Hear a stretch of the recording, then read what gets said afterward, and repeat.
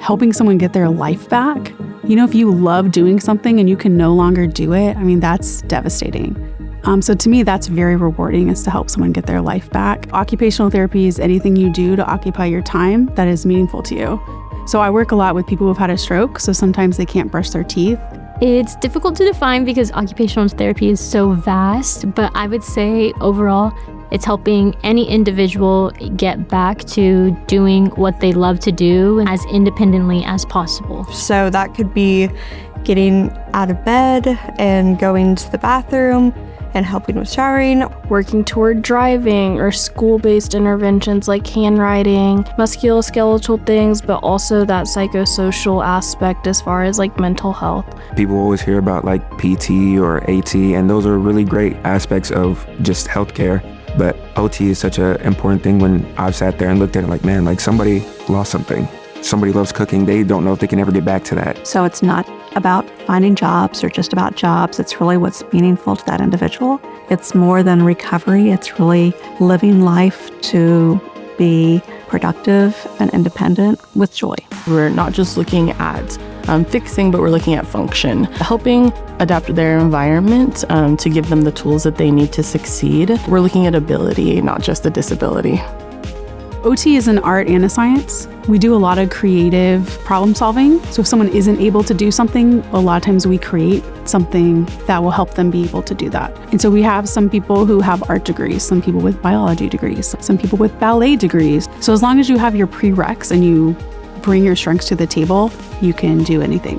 Having different backgrounds allows for different experiences, allows for different answers, allows for different questions to be asked. So if they know like, oh, Ashley has her psychology background, so she's really good with mental health, but I know the function and what needs to be done for the arm, so how can we collaborate? And just having different information from everyone helps create an intervention that is client-centered. There's a couple reasons why I chose UIW for OT school. Because we're a new program, there's plenty of opportunities to provide feedback to our professors, kind of really shape the foundation of our program. Being that type group of people, we're able to kind of bounce off of each other, figure out how we can all succeed and continue to move through the program together. I thought all the faculty were really nice and really supportive, and they actually wanted to see us succeed rather than just be a number. In undergrad, I really did not have many connections with my faculty. I didn't know what I was missing, kind of like, this is really amazing to me. And even going through the program, I've seen professors come and check on you when maybe you're falling behind or anything like that, and it's just really meaningful to have that. It's been difficult to just get into the process of grad school, but they have made it easier for me to understand and grasp things that I would have not probably in other places. They make it hands-on, they make it fun, and they make it real. So we're able to not just learn the things that we need to learn for class, but they apply it to real-world scenarios because they've been in the field.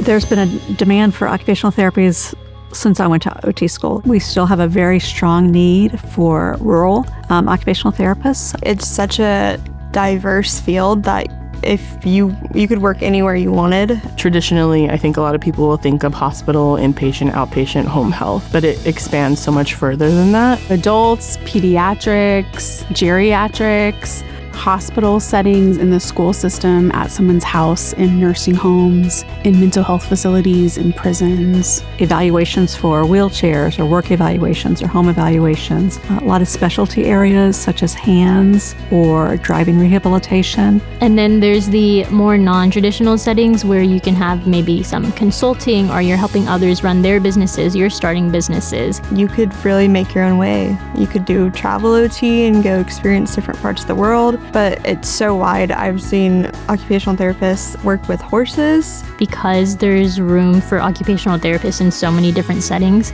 you really will never be out of a job. You will always have something to do, and there's always something new and exciting to try. Shadow in a hospital, shadow in a pediatric outpatient clinic. You'll know immediately if this is something that calls to you. For me, that's where I truly fell in love with occupational therapy. So if you're on the fence, getting that experience with patients will truly tell you like, hey, I do want to do this. It's hard, definitely, but everything is worth it. I will always tell someone to do it. Go for it, because no matter what you're interested in, there's always something that you can do, and there's a way to implement your interests and your passions in an occupation-based way.